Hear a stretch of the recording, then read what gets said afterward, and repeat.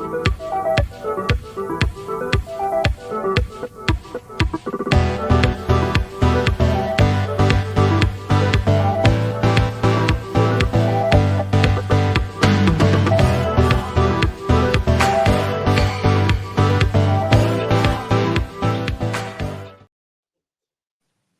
again, welcome along to the Green and White podcast, proudly brought to you by Argyle Live. Just a matter of days after a thrilling 2-2 draw at the Select Car Leasing Stadium against Reading, Argyle returned to home park and boy, didn't they have to work for their 1-0 win over Alex Revell's gritty and physical Stevenage FC. Sam and Graham are along with me to go through last night's 90 minutes, albeit most of it is probably forgettable. We will then talk on the usual suspects of player focus before we look ahead to a huge game at the weekend. And if you thought I had a passionate plea for non-booing before last night's game, just imagine how passionate I'm going to be not to boo anybody from the opposing team this week. Sam, why don't you kick us off? It wasn't the most enthralling or thrilling 98, 99 minutes, however long we actually played last night. But at the end of the day, all that matters is 3 points. Yeah, absolutely. And I think we were the better team in the game, deservedly got the win. Stevenage only had one real chance of any note. Admittedly, it was a very big one, but we were definitely the better team. In the game, without a shadow of a doubt. I think first 15 minutes we were a little bit off it. Just weren't quite getting the ball down. We were getting too drawn in to playing the way Stevenage wanted us to play, which was getting too drawn into physical duels, making it a bit too much of a frenetic back and forth game. But what we maybe needed was just to bring the ball down and get it to Herbie Kane and control it a little bit. And I think we did that a little bit more as the game went on. But to be fair, also as well as doing that, also stood up to Stevenage in the physical duels a lot more as well.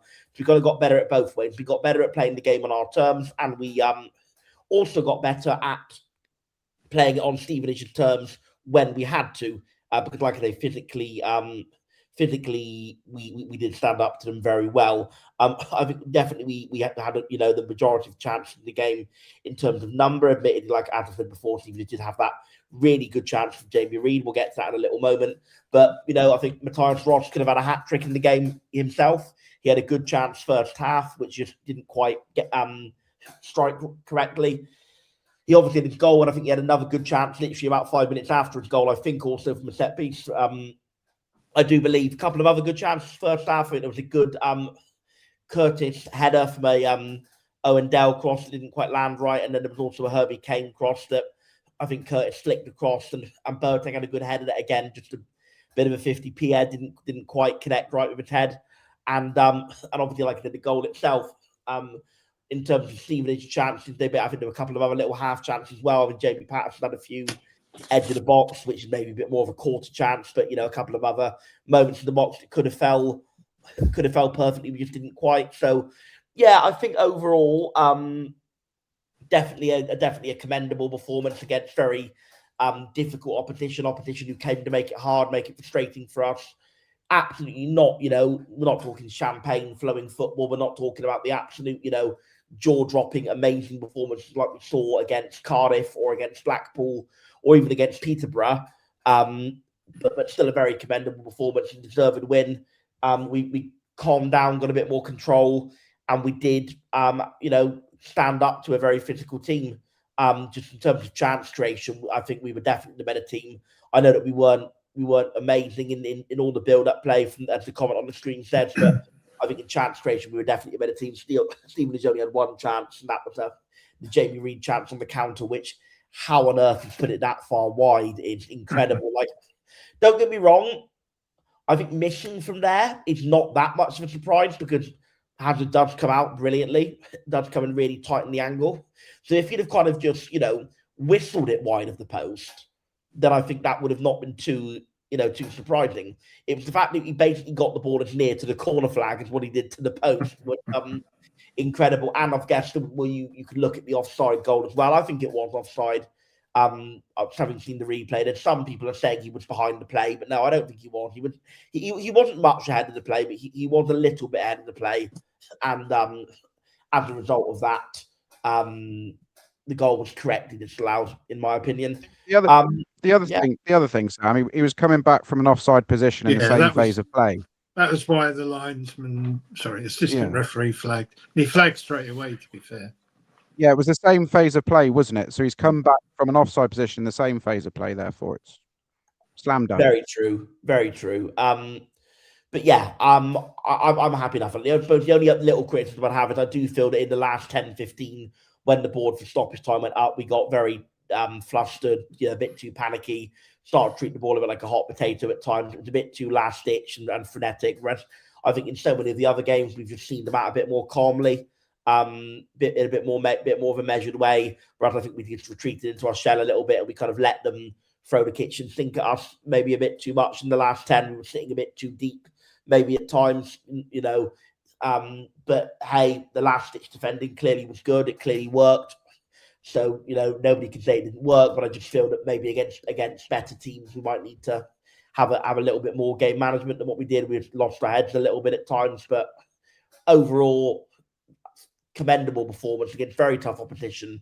It's never going to be a flowing champagne football game against Stevenage. They are the kind of team who come to shut opposing teams down. And like I said in the preview bit, that's not even intended in any way actually as being a derogatory statement, because I think they would be quite proud to even say that about themselves, the team.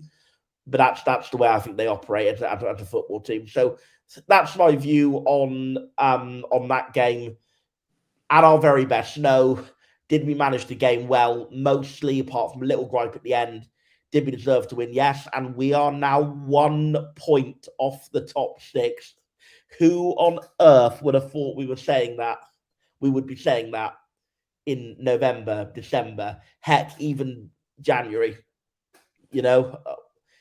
Absolutely astonishing turnaround. Just completely baffling turnaround. Basically gone from being pretty much the worst team in the league for the first sort of 18 games of the season to being probably the best, or certainly second best team in the league in the next 19, 20 games of the season. Just mad. Absolutely. What a ridiculous season it's been. Again. Since game week 19, Argyle have picked up 40 points in the league in 20 games. That is just incredible. And Graham Clark. Sorry, not one. Yeah, it's almost as if people are quite quick to pull you up on these things. I think I would have looked at it quite late in the game, and it would have been 2 it would have been 1 if not for the late Reading winner. And I forgot that Reading got a late winner, so therefore it's 2. Graham, historically, without trying to put a downer on what was ultimately a good 3 points, historically in recent times, you think back of some nights for Derek Adams, even for Stephen Schumacher, Plymouth Argyle lose those games. When teams come and they roll their sleeves up and they get physical, it gets gritty and the crowd turn on the referee and everyone thinks the world's against us. We lose those. But for some reason, well, I'd say for some reason, we had one bit of quality in the game last night, and that was Ronan Curtis's corner into Matias Ross, and it's a good header. Yeah, I think it reminded me a little bit of the Leyton Orient game early in the season where, I mean, there's no question early in the season we would have lost the game. And it shows the measure of how much we've improved, and I think improved physically, because Stevenage are right up there with, physical teams. I mean, I don't know if anybody noticed, but the start of the game, the ball was, and I had to play back the full replay of the game at the start because there were 10 consecutive headers. I don't know if you remember. I thought, oh my God, this is going to be. Yeah, I actually. I think the ball. I did count it. The ball touched the ground twice, and there were 2 boots, but there were 10 consecutive headers, and I think my ball, Mitchell, won at least 4 of them, maybe 5. And I mean, it was a remarkable start. I thought this is going to be an aerial bombardment, and to a degree it was.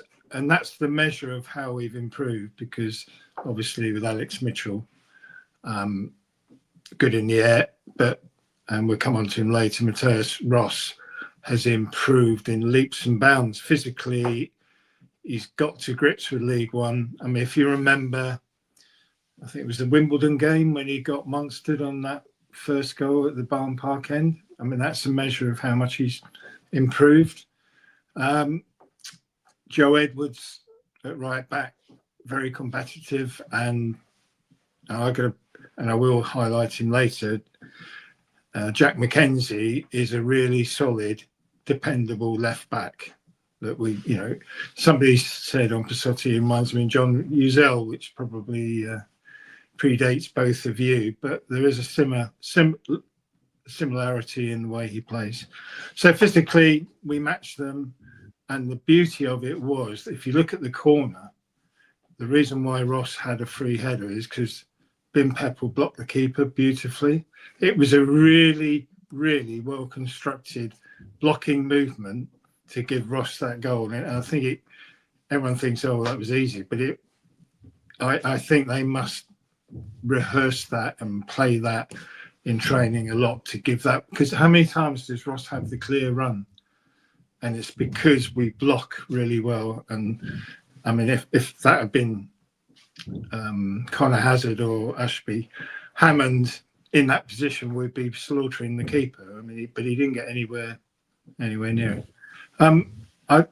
I did think we got a little bit lucky, quite possibly, with the Alex Mitchell tug. I think it was about 5 before half time when he was clear run a goal. He was ahead of him. Possibly Matias Ross was covering him, possibly. But for one horrible moment. It's never a red card that far out. Yeah, well, I mean, Tom Cleverley in the post-match press conference thought it might have been. Some refs might have given it, but we got, he did the right thing, tugging back. But it's a dangerous game to do. Maybe, as Joe will comment on later, the ref was very familiar with Mr. Mitchell's activities earlier in the week.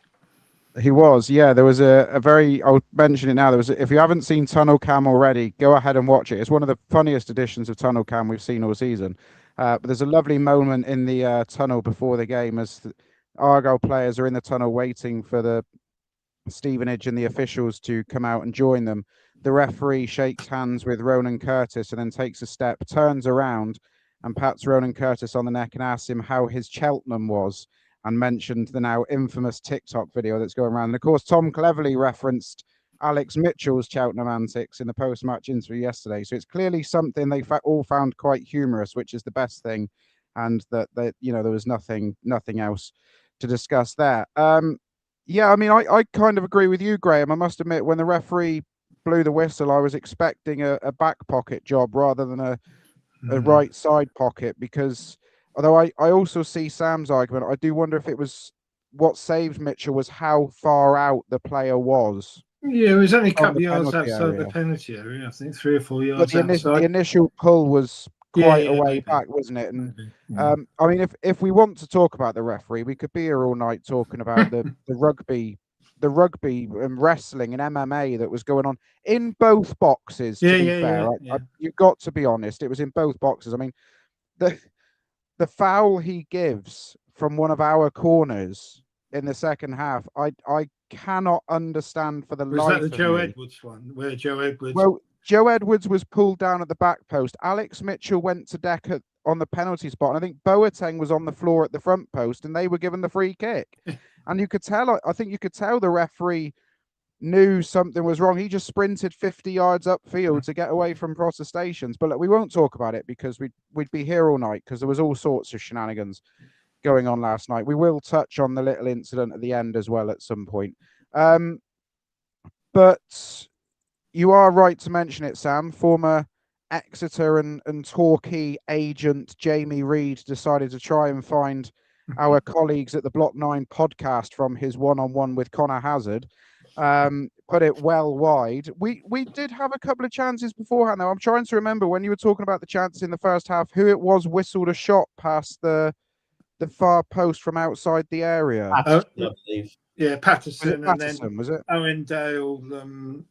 Oh, Owen Dale was when he picked up the one ball. straight at the keeper when I think Pepple might have been offside, which is why I didn't pass. Owen Dale was the one where he basically picked up the ball with like a lot of room and a lot of space and a good pass to Pepple on, and rather than like pass or drive into the box, just shot from the edge of the box for no reason, even though he had a lot of space to run into. But, I think he's trying too hard to score, to be honest. I think when Owen Dale did that, it kind of reminded me why Ronan Curtis didn't swear it to him at Reading. But I'm kind of now of the opinion that actually Owen Dale is never going to score for Plymouth Argyle. I just think it's written in the scriptures that you're just not going to get a goal. Of course, you heard it here first. Maybe. Of course, we did have that.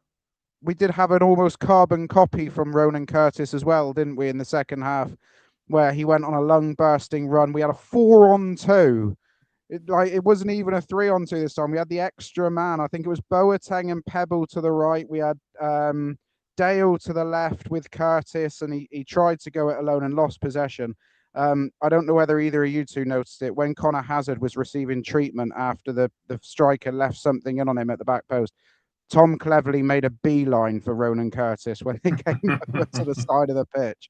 I think it was more just pass next time, mate. So the first half was pretty much a non-event. I mean, there wasn't a huge amount going on. I actually thought Stevenage, to their credit, played a little bit more football than I expected in the first half. I thought when they went forward, I thought they were pretty useful. We looked all at sea at times at the back, but second half, Graham, what was it? 25 seconds was the first corner. And then it was just sustained pressure then, wasn't it, up until we scored? Yeah. I mean, I think first half they won most of the second balls. Particularly, I mean, we did talk before we came on air, the ball out to Curtis from the goal kick. Luca Ashby-Hammond can exercise that pretty well. It's pretty well spot on. But I'm not sure Connor's got quite the accuracy, and we didn't win many balls from that. I mean, it's just bizarre when you look at it. It's like 10 meters square with 20 on-field players all trying to win the second ball. I don't know why somebody in that group doesn't run the other way, and then Hazard's got a pass out to him. And yesterday we didn't win as many second balls from that as we have done in the past. And I think it's a combination of kind of Hazard's not quite precise accuracy, but Stevenage were just better, more physical in the first half. I think we got to grips with them second half. We changed shape. We played 4-3-3 occasionally in the first half to accommodate Jamie Patterson on the left with Herbie in the middle and Boateng. And I'm not sure that was quite as effective as to when we went 4-4-2 second half. We got more of a grip on the game. No, absolutely agree. It also didn't take the Green Army long to lose their rag with Connor Hazard either, did it? That was probably on everybody's bingo card last night. Sam, why don't you kick us off on the player focus, because it's quite an easy one, because his picture is on the thumbnail to tonight's live screen. Our Great Dane delivered once again. Yes, our Great Dane had another fantastic game, one of probably the biggest success stories of the season.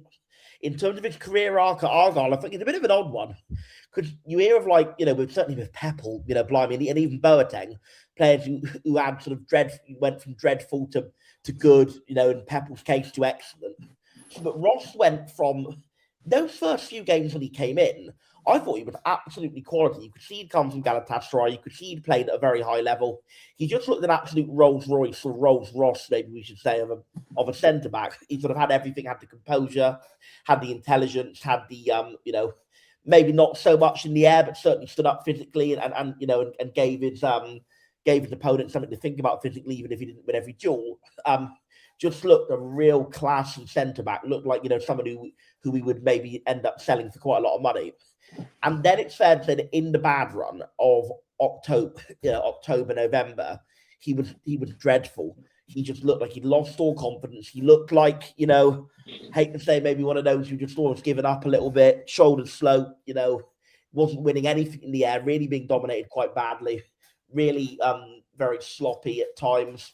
And I think he's just almost like, for a very talented player, maybe as a young player, was possibly the first time he'd been in a situation like that, as testing as that, playing in front playing in front of a very hostile, very angry crowd at times. And I think he just sort of, shrunk in that situation a little. And then he was a little bit of a spell out of the team, didn't he, when Pleggy came back in mid-injury. He had a spell where he wasn't playing all that much. But to be fair, Pleggy got injured, he got his chance, he's come back into the team. And I think since he's come back in, he has been absolutely exemplary. He's been right back to that level he was in those first few games. Really high quality of performance. Just does everything you want a centre-back to do. His heading ability has improved a lot as well. I don't know how much that bears up. I know he was probably one of the lower ones in terms of aerial dual win percentage in the analysis piece that Adam did a few weeks ago, but I think I'm sure that's improved quite a bit in recent weeks. Certainly to the untrained eye, it looks like he's winning a lot more in the air than he did. And I'm now going back to my initial view on him, which is that he's a player who I think, if we go up, is he ready for a championship level player yet? Probably not quite, but he will actually grow with the team and improve the team. If we did go up, and if we don't go up, I think he's a player who we could potentially make a reasonable profit on, because like I say, he's got a lot of talent about him as a defender. Obviously, got the winning goal. I think that's now his 4th goal of the season, if I'm right in saying. So real danger popping up at attacking set pieces as well, which is worth the wait in goal, really. Have they all come since New Year's Day? I believe so.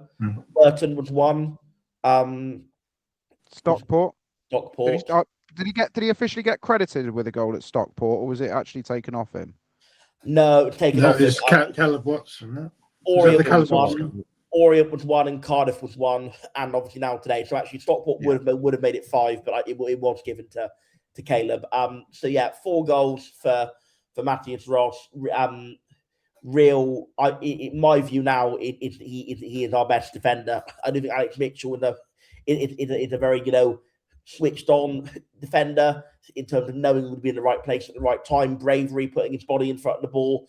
But I just think in terms of the extra, technical ability that Ross offers, the ability to find the right move out, especially on the counter attack, and the real enhanced threat in the attacking boxes that he offers. I think Matias Ross is our best defender now all round. And but another player who's also proven to be a very good defender. Handing over to Graham. Yeah, very, very quickly, Graham. I kind of feel like publicly I have to eat yet another slice of humble pie. I'm gonna have to take out a gym membership in a minute, because Matias Ross was a player I'm sure I said on here that I didn't think he was cut out for English football. In the middle of October, November, I was absolutely adamant that he didn't have it. He didn't have the ability to mix it physically.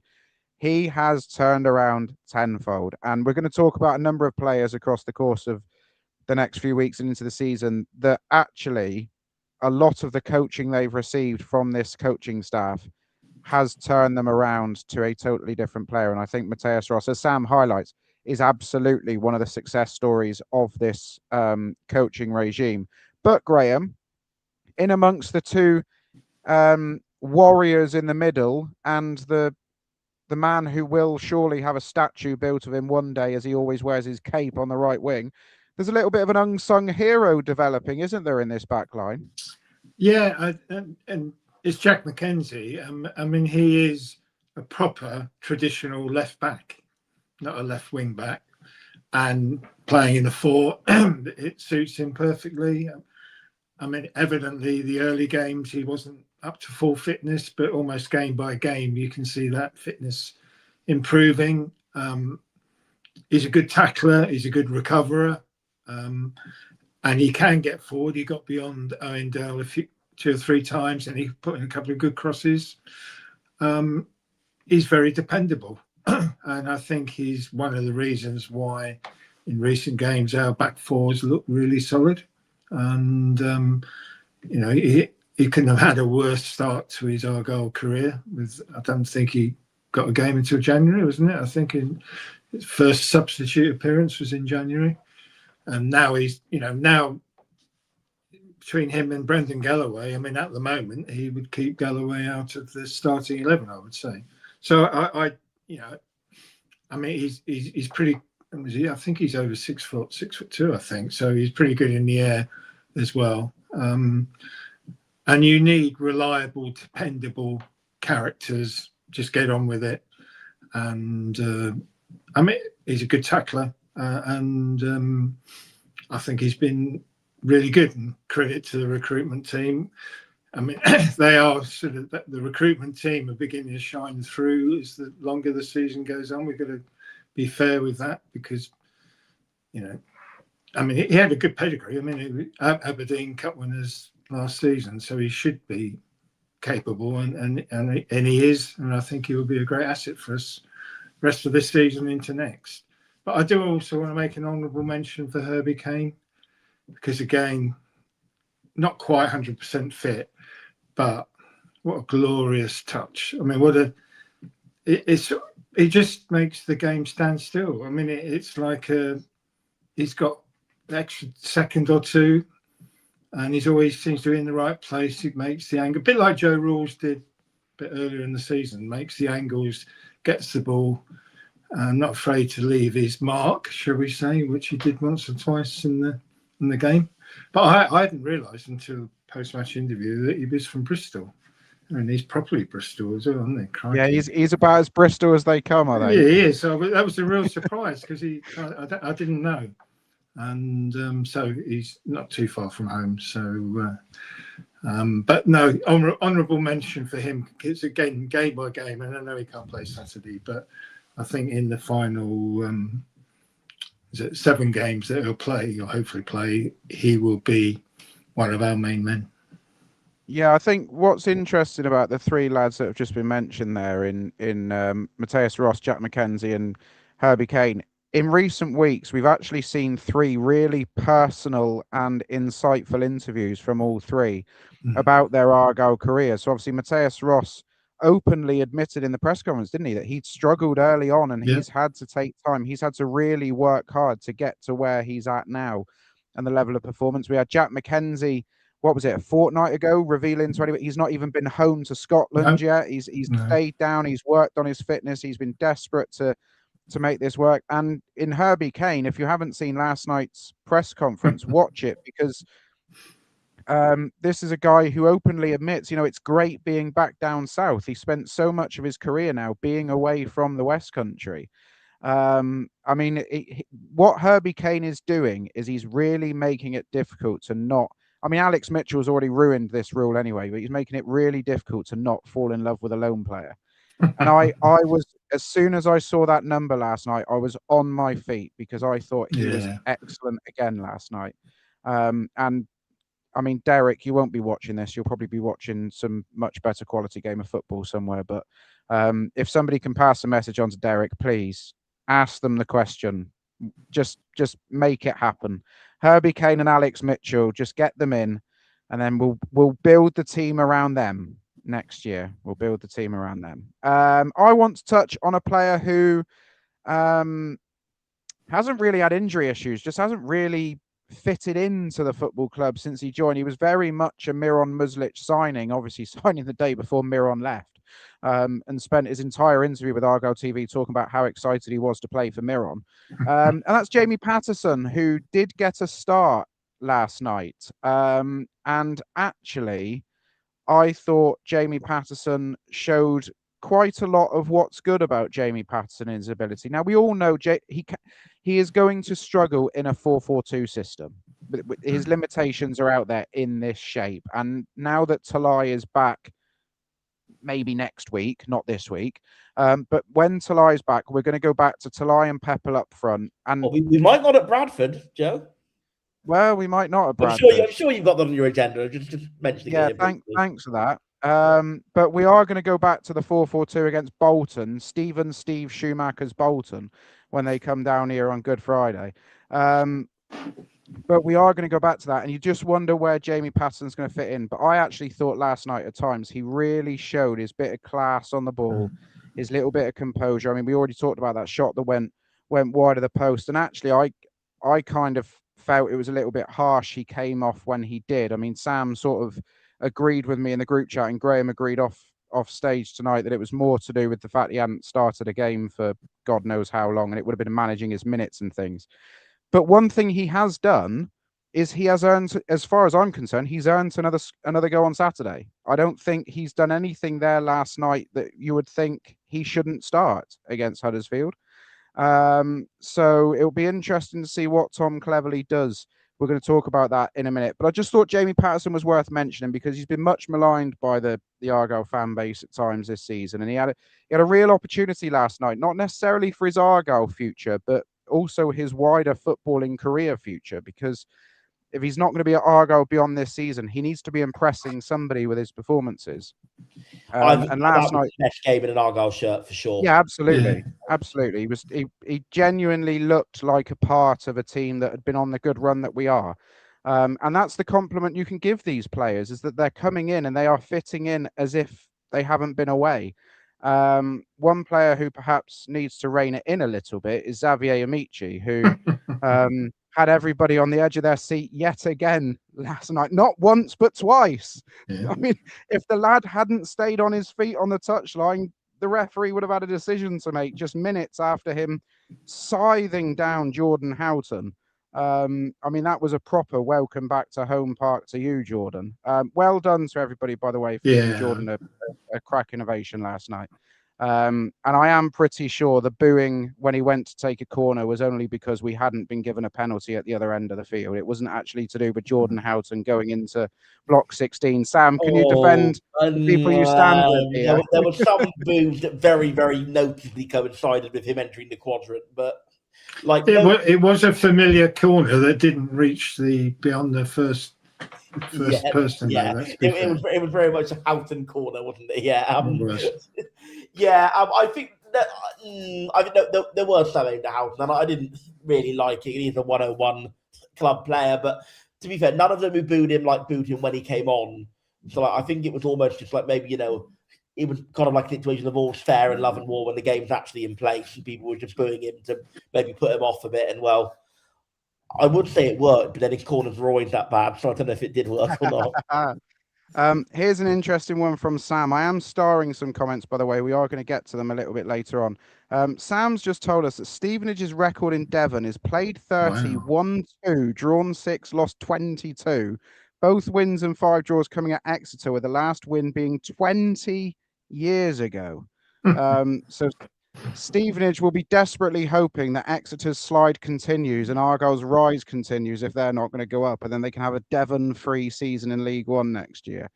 But Sam has already mentioned it. We'll mention it now because there's a couple of comments coming in about it. We've obviously heard in the week that Connor Hazard had been called up to Northern Ireland, even though he hadn't had a chance to prove his fitness. I mean, I still say it, if Bailey Peacock Farrell starts against Italy, then Connor Hazard should just look through his family tree and find another nation he can represent.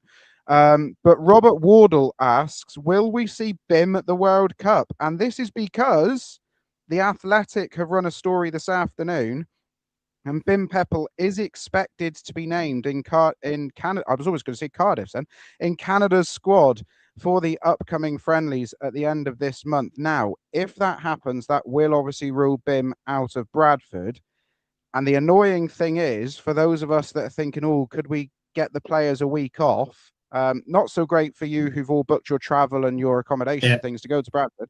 But Brendan Galloway has not been called up by Zimbabwe. So as far as Sam, you can work out, the only way we can get around this now is to recall Freddie Asaka and hope he's called up to Wales under 21s. Yeah, it would be a bit of a, out there move. I wouldn't for a minute blame or criticise Argyle if they did it, because, it's not into the mid-table season anymore. This is now one whereby we're going to do every little thing we can to give ourselves the best possible chance. Now, the decision would have to be made by Friday, because you can only postpone a game of 7 or more days. Yeah. So the other fly in the ointment is, if we don't postpone it, but then Galloway gets called up to the squad after Friday, it would then be too late to postpone it.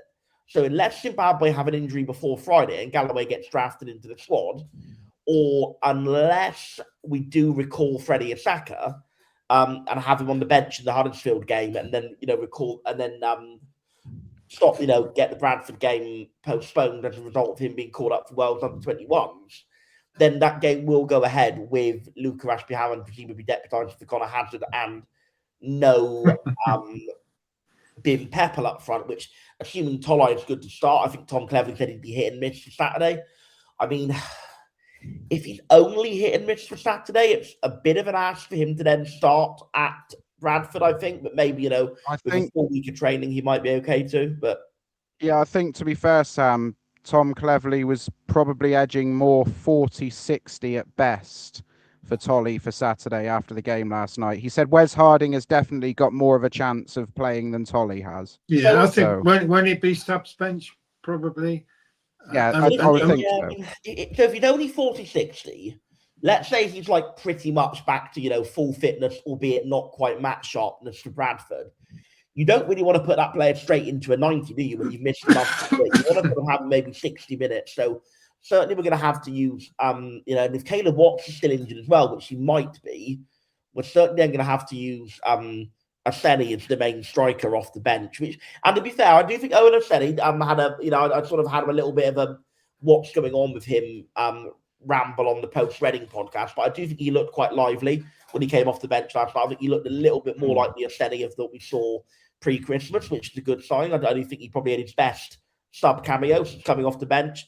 So maybe, Aseni has a big part to play in the remainder of the season. I think the other thing to consider is momentum. And particularly if we beat Huddersfield, would Tom Cleverley really want that momentum to be broken against the Bradford side, who are not actually flowing at the moment? Neither are Huddersfield, are they? So no, Huddersfield will come on. I think for a fully fit Tolai and Peppel, he might do. I think if the Athletic story is true and Peppel is going to get a call up, and you can't for the life of you imagine why he wouldn't with the goal scoring form he's in.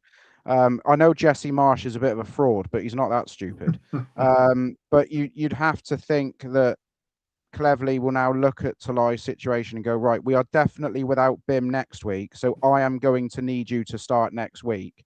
And therefore, I think Graham might have hit the nail on the head.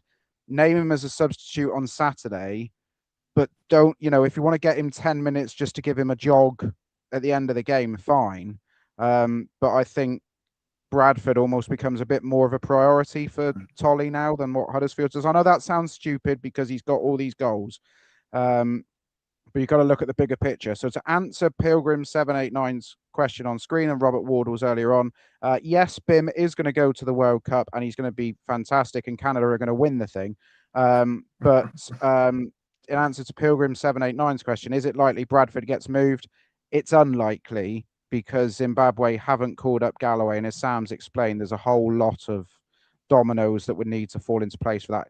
And I don't imagine, with all due respect to Bradford, I don't imagine they have a huge amount of call-ups themselves during these periods anyway. I don't think they got any. No. I think whenever they've had games off, it's always been due to the other team having players rather than them themselves, which is one of those. And I think it's... I can see both sides of it. I can see that if we had you wouldn't want to end momentum.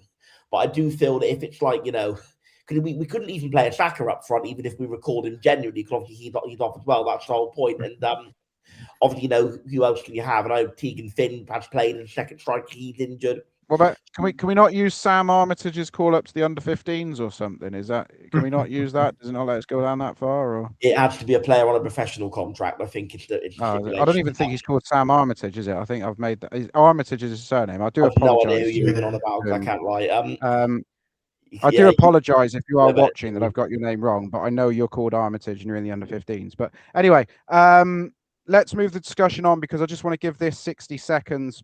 I only want to give it 60 seconds because nobody has a bloody clue what happened at full time last night. From what I could see from where I was in the grandstand, Jamie Reid has gone straight up to referee Elliot Bell, no relation. He's got a yellow card straight away for his protestations about the offside goal that wasn't given. A couple of Stevenage players then also surrounded the referee. Alex Revell made a beeline for the referee as well. And then something happened involving Brandon Galloway with one of their players. It was Sweeney, number 6. It was Sweeney, yeah. Somebody said around me that it looked like Galloway might have been struck in the face or in the chest or something. And then next thing, all hell breaks loose. You've got Alex Mitchell taking a run up from 20 yards to jump on the pile. Not as far as Brendan Wiradu ran. No, as Robert Wardle points out, there was a little bit of brotherly love between Luca and his brother.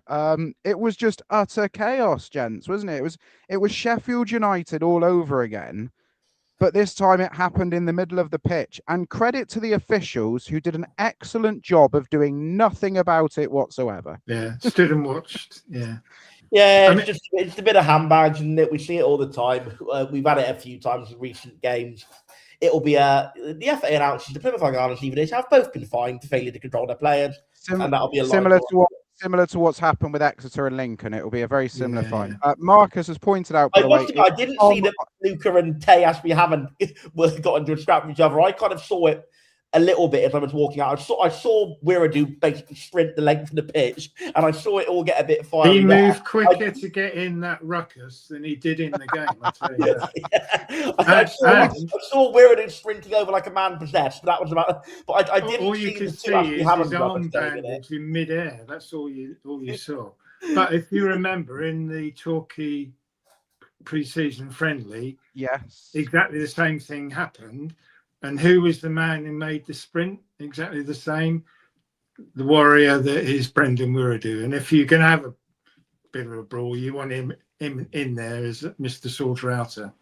And I think in the end, he got dragged out by Alex Mitchell, didn't he? And yeah, and this there is precedence for this, because if you remember at Barnsley on the opening day, there was also shenanigans and handbags. They are going to defend their brothers in that dressing room. Absolutely, I take it as a positive. I really do. Oh, I do. Yeah, I do. I need to say this. Marcus has pointed out it's Tom Armitage, the young player who was called up to England. So I got the surname right. Tom, if you are watching, I apologise.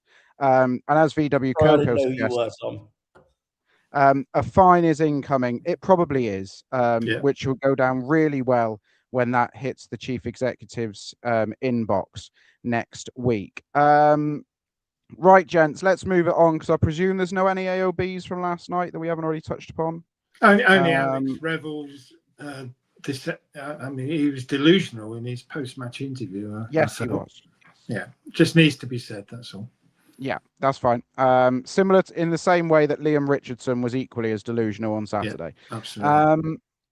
So they come thick and fast at this stage of the season to the big games, and they probably don't get any bigger than Huddersfield at the weekend. It's going to be a huge crowd inside Home Park. Huddersfield are going to bring really good numbers themselves. They're not, Joe, actually, because they've opened the additional block for Argyle fans. Oh, okay. So I think there's a lot of disenchantment with their supporters.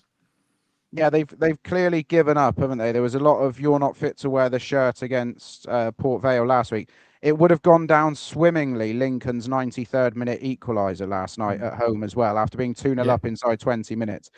Just before we talk about the game, Argyle announced today that the League One fixture against Huddersfield Town will be our dedicated health match with an array of activities taking place. We will be working closely with Level the Playing Field to promote their Unite for Access campaign.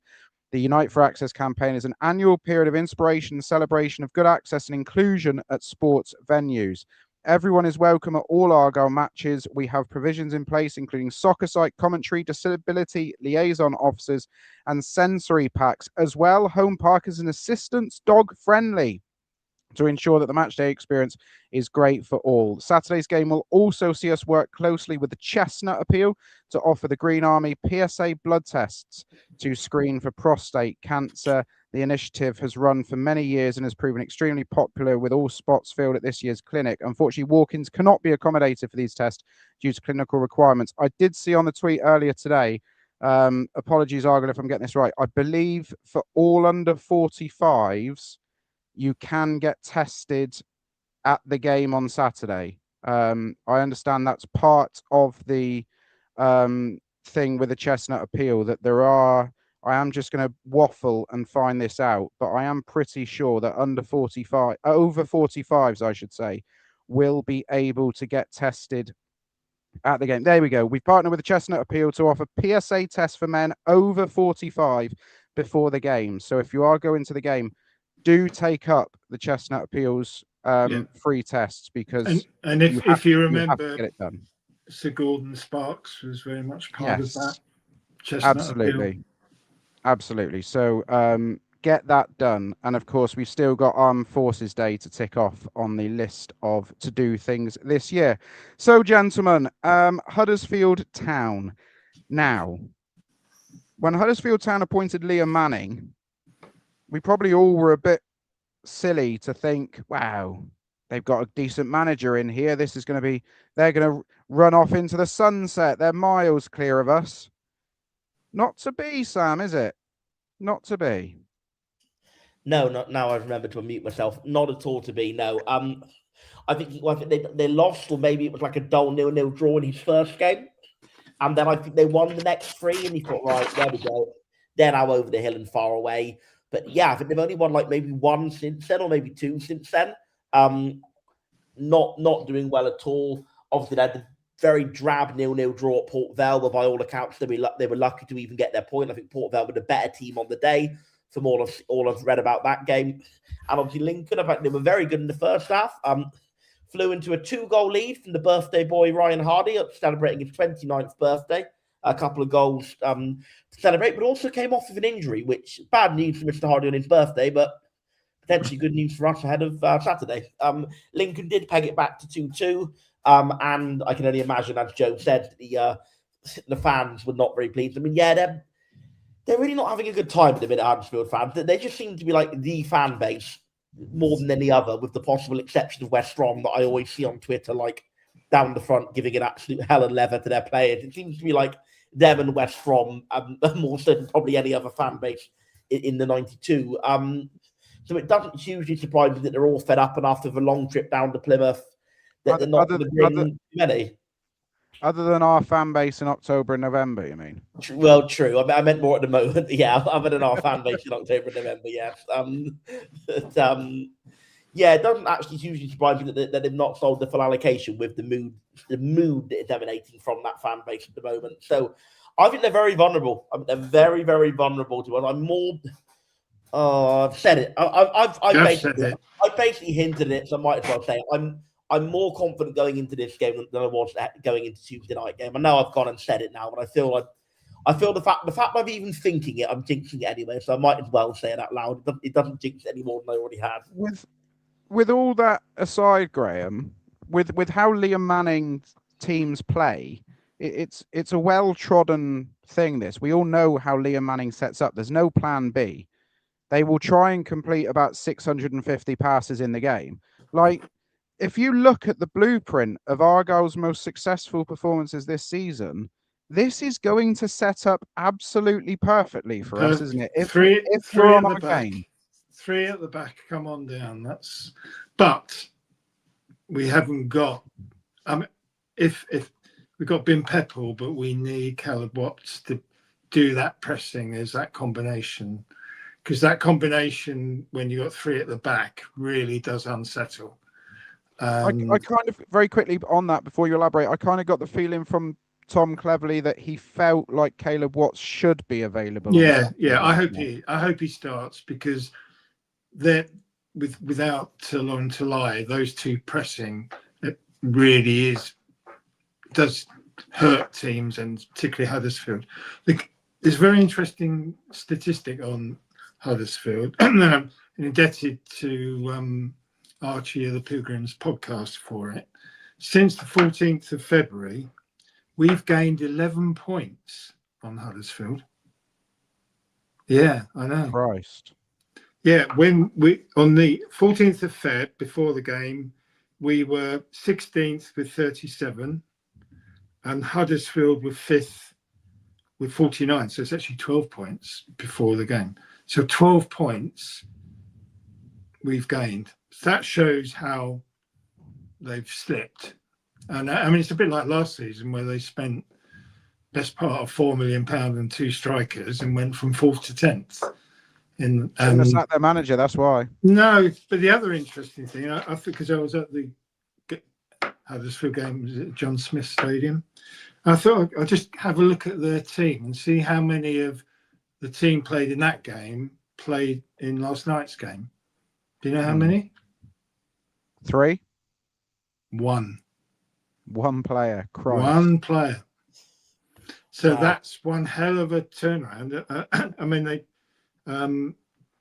So you know, they're a team. I won't call it in crisis, but clearly, I think we're playing them at the right time. They won't enjoy coming down to us, and as long as we can get in their faces and get on the front foot, it's a game we can win. And I'm really looking forward to it.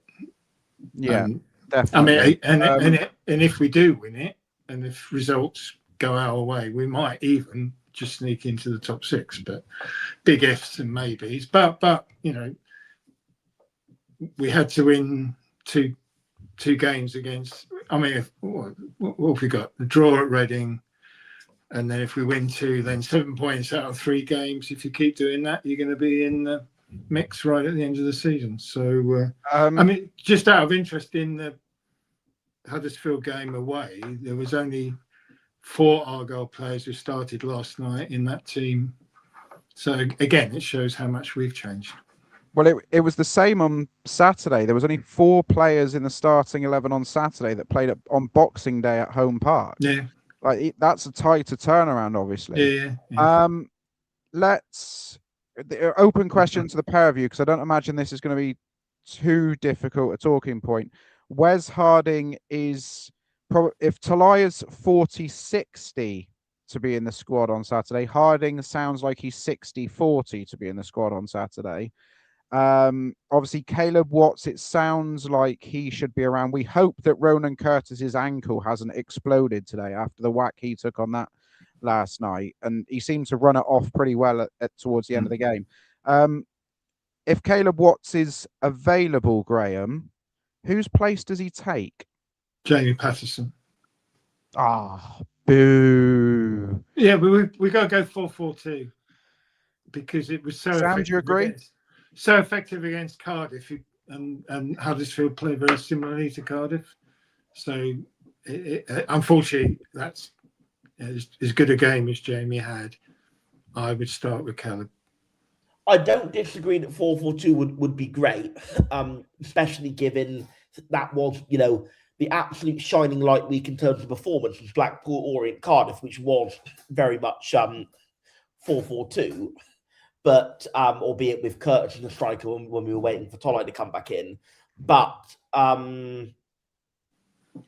don't know. I feel it's a tough one because I do think Jamie Patterson played very well. And if Caleb Watts isn't 100% fit, then you know, again, it comes back. I would start with Caleb to see how his fitness is. Yeah, and then maybe have Patterson to bring on second striker. But then it's the dilemma of when you have Caleb and Curtis, you play which one you play as the right winger and which one you play as a striker. And honestly, I think the other thing is as well, when you do play Caleb Watts as a striker and if you have Curtis as the right winger, it almost morphs into a 4-2-3-1 anyway, because Caleb Watts likes to come a bit deeper and likes to come in and change for Curtis.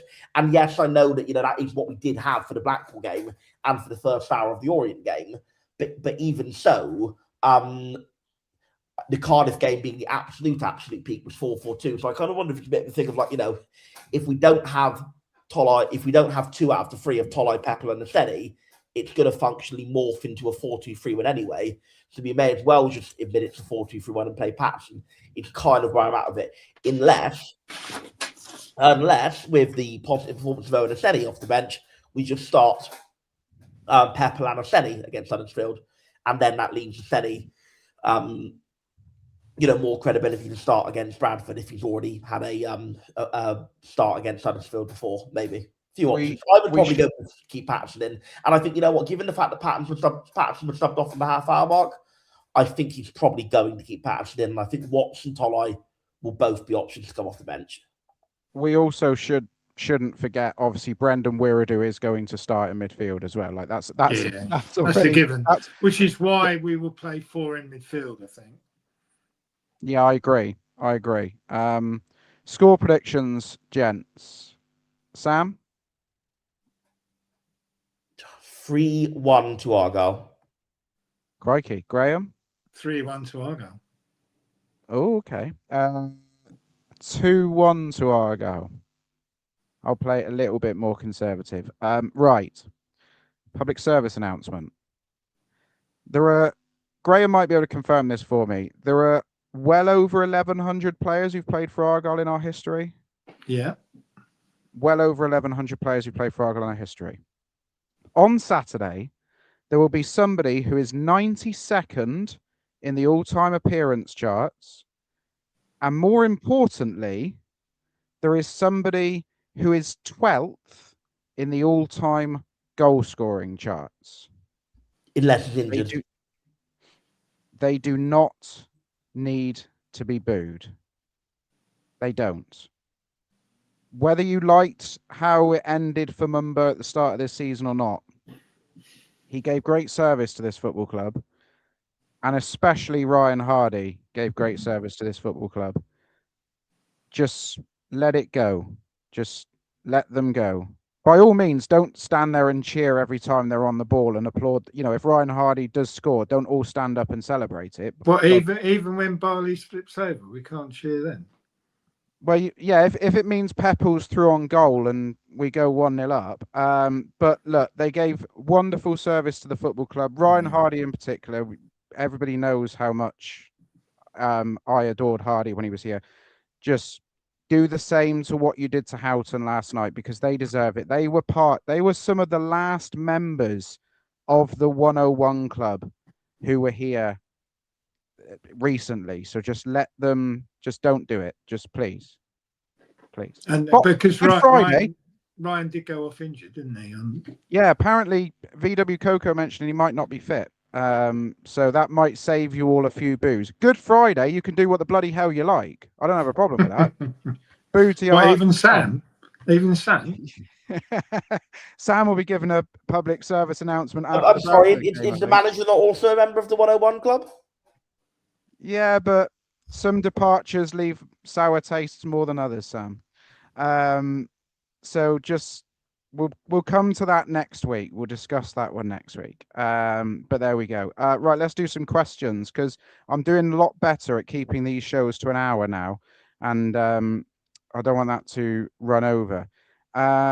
We have got DS 1993 says, I was surprised by the amount of empty seats at Home Park last night with you. I kind of wasn't. 2 games in a week, approaching Easter where we're home again. It's tight on people's finances these days, isn't it? Yeah. I think all the crowds were down right across the division. I think Cardiff only had 16,000, I think. No, what did Bolton have? I don't know what Bolton's crowd was, but every crowd at the games were down. It often is on the Tuesday night games. Yeah, they are. When we've got a Saturday game either before or after. So I'm also not going to be one of those people, by the way. I take my hat off to the 160 who came down from Stevenage last night. I'm not going to be one of those people who pokes fun, because we wouldn't like it if it was the other way. And not only that, this isn't a slight on Stevenage, but for a club of their size, they're never going to take huge, massive numbers away anywhere at any time of year. So it's a long way on it. It's a long way on a midweek. If we're going to mock Stevenage attendance, we should probably mock our own as well. I do think, and I'm not, I don't like to be the attendance police, but I do think under 14,000 for a game. It's a huge game between 9th and 5th, competing for the playoffs at the business end of the season, was a really low crowd. Like the amount of empty seats there were, and actually that's like 14,000 probably tickets sold. And that doesn't even count the people who didn't go, but also didn't bother to put their ticket on the exchange. Actually, Sam, it'd be interesting to see the equivalent in the 101 season, what the attendance was then. Because I think you'll find it was selling out every week. They were selling out every week. Games were selling out every week at this stage of the 101 season, weren't they? They were selling out every week. And I'm not saying I'm not expecting every game should sell out every week, because we're not as good now as we were that season. But I must admit, I thought it was a really poor crowd. What's Talk that? amongst yourselves a minute, because I'm just going to have a look at the 101 season and have a look at Yeah. a relative And midweek. when I'm on it, I've got to say, yes, not only was I kind of surprised, supported by the fact how sparse it was, just the atmosphere in the first half was really flat. It felt like we were at a testimonial game, to be honest. There was no... Yeah, but that was because Stevenage played the way that they played. The crowd often feed off how the team play, and we just didn't. First half an hour or so, we just didn't get going, did we? There was nothing. To be fair, to add some weight to the was the attendance bigger back then than it was now debate, we actually only had 2 midweek league games after January at this stage of the season. One of them was Derby, which was always going to attract the big crowd anyway. It was on Sky. The other one was Bristol Rovers, the night that we essentially sealed the promotion, but didn't seal it, if you get what I mean. Both of those were 16,500. Which is basically a sellout. Yeah, and Derby brought a huge number on the Tuesday night, and Bristol Rovers brought decent numbers as well. So it swings and roundabouts. I have absolutely every faith that Good Friday will be sold out, and you can bet your bottom dollar the 11th of April will be sold out as well for that 12:30 non-televised game. If you want to see it, you've got to get to home park. Sky have decided not to show us, so there you go. Just going to quickly mark your cards as well for the weekend. Teams around us, right? Luton are in action 12:30 on Sky Sports Plus at home to Stockport. Barnsley, if you still want to consider them, they're at home to Doncaster. Bradford go to Burton. Wickham go to Leyton Orient, who had a big win last night. Huddersfield go to some place called Plymouth. And Stevenage play Reading in a huge game for both teams. I don't think either team will want to lose that. And of course, them up the road, if they lose their game against their former messiah, then Lord only knows what sort of state of disarray they'll end up in. There's another game to mention, Joe, on Sunday. The women's game. Oh, yes. Yeah, no, the women play Bournemouth, which is going to be the make or break of their season. Yes, the league. This is the league fixture before the cup, isn't it? It's correct, because Bournemouth slipped up against Exeter and got a draw.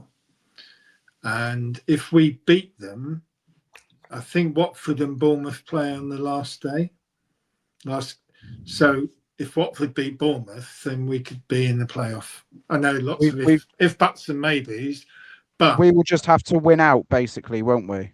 Yeah, we got to win it. We've got to win at Bournemouth to stand a chance of being in the playoffs. But because we've got Marie coming on the radio show with me next week.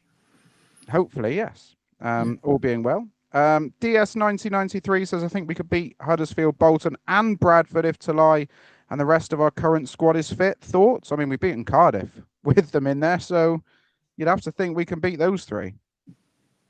I think we can pretty much win any game at the minute, to be honest with you. Yeah, not to sound too much like John, yes, we're capable of beating anybody.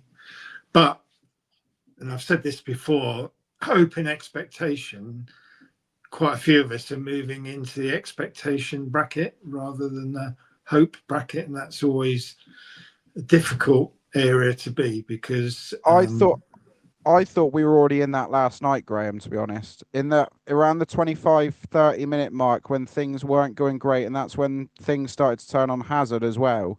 I sort of sat there and I thought, oh, we're expecting here rather than hoping. Yeah. That was the first sign. And we're in danger of hoping against Huddersfield, to be fair. Yeah. Yeah.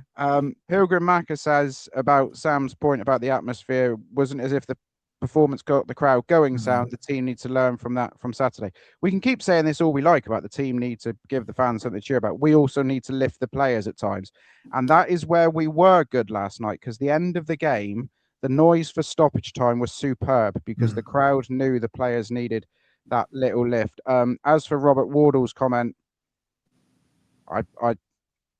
no, we're not going to publicize that sort of thing on this podcast.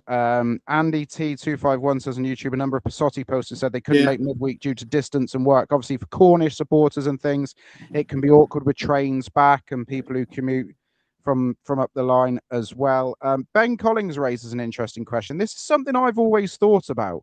We've gone to away games and they've told us we're not allowed to take a drum. Why do we allow other teams to take a drum into home park? Because that'll ruin their atmosphere if they're not allowed the drum. We've seen what a difference a drum makes for the atmosphere at home park. Why can't we just turn around and say to away fans, sorry, you can't bring that in here? Do we? I mean, have we been refused a drum away this season? There've been countless away games where we've not had a drum where we could have done with one. Yeah, but I don't know the guy that does it. So Sam, you would know. I've spoken to the lad who does the drumming a couple of times. Very nice lad. There have been a couple of times where they've told him he's not permitted to take a drum in. Now, only thing I don't know is whether in those stadiums they would allow a home drummer as well. I feel it would feel foul of the EFL rules, or certainly at least fall foul of the spirit of the rules if we allowed a home drummer but not an away drummer. Sam, I guess there's not a regulation against that. Sam, fall foul of the EFL fair rule, not being fair and things. Our director of football once told the ball boys to leave the field of play to slow down the action getting back underway. Like, I don't think we're particularly worried about that. Fair enough. Look, I just think that I just understood that there was some rule, and it's quite arcane wording. The ticketing conditions cannot be different for home fans to away fans. It's what I thought I knew to be the case, but whether that would apply to taking instruments in, I don't know. I'm just putting it out there. Final question of the night. It's the one that everybody wants to know. It's the injury update on the banana bus. Is it making Bradford? I think it will make Bradford. There's been work done on the fault with the suspension. Now, because it was deemed to be not roadworthy at the time of the initial fault being diagnosed, he does have to have it re-MOT'd, which is happening later this week. But as long as it passes the re-MOT, should be back on the road. If it doesn't pass the re-MOT, if anything else pops up, aside from the issue we already knew of, then it will be a case of hopefully he can get whatever jobs remaining are done in the week leading up to the game. It's got to go for a scan at the end of the week, and all being well, it will be on the grass next week, and it will make Bradford at the weekend. You got it. I'm just glad it wasn't. I'm really glad the game wasn't this coming Saturday, because that way, if anything needed doing, it'd be a very tough job to get it done in an afternoon. Whereas now, if anything else does need doing, he's got all week to do it. Yeah, let's not allow any of the Football League or Premier League strength and conditioning coaches to get near the banana bus. Otherwise, that gap will be extended to weeks and months. Gentlemen, thank you very much. Hundreds and hundreds and hundreds of you have joined us once again. The Champions League is on, but you've chosen to watch us as well, which is I did watch fantastic. Newcastle Barcelona though. Did you see that? Yeah, that was a rotten bit of luck, wasn't it?